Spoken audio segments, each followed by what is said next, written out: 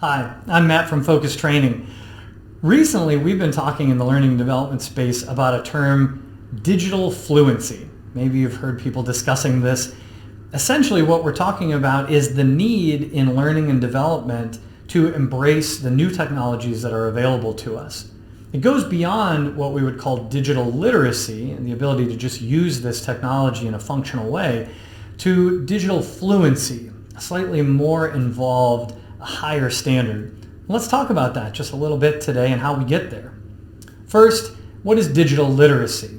Well, what we're talking about here is your ability as a learning professional to use the technology tools that are expected now by learners and that are available to us in our organizations to deliver learning more effectively. So this might mean you need to learn how to create a Zoom meeting and invite participants. It might mean learning to build a breakout room in Microsoft Teams so that people can have small group discussions. Maybe it means learning to navigate your LMS platform effectively, or to build and share a fillable PDF so that learners can interact with your worksheets in a different way if they're sitting at their kitchen table in a remote work environment. Or maybe if you're in a slightly more advanced environment, it means learning how to use a virtual reality training rig or a simulator.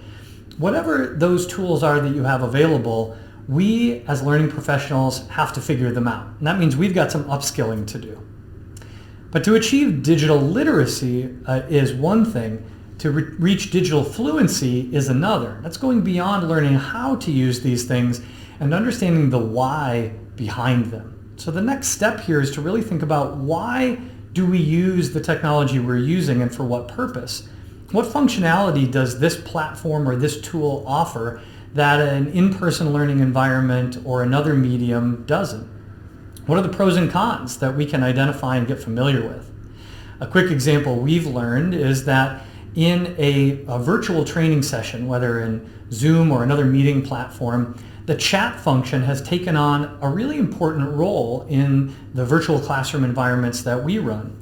In-person learning, we had some folks, for personality reasons or comfort reasons, that would be hesitant to join in an out loud verbal conversation or to raise their hand and share a point in front of the group. Those same learners are not going to be as likely to be on camera and raise their hands to have their video spotlighted, but many of them are finding the chat to be a channel through which they can more actively engage. And we're leaning into this as the leaders of learning and inviting people to have a parallel conversation active in the chat. Some of these technology platforms are allowing people to access training who had a harder time doing that before. Maybe your company didn't have a robust travel budget for people to fly into headquarters and experience a training, but with the technology we have accessible now, we can train people all across the world out in the field in a virtual space, not dissimilarly to how we would have had we flown them in at headquarters. The last question that separates us from digital fluency is not just, do I know how to use this and I know why we're using it, but can I now adapt it to fit the context in which I'm operating and the context of learners I'm working with? In other words, can I use that knowledge of why to make things work better?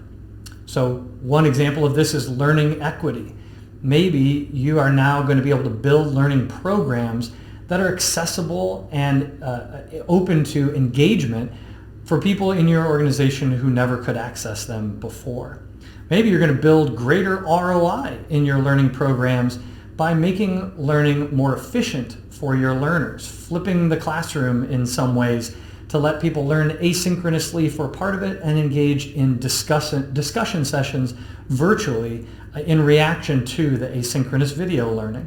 Whatever that is, looking at the tools you have available, understanding why they bring value and what value they bring, and then being able to apply them in context to improve the learning outcomes that you create is what digital fluency in learning and development is all about.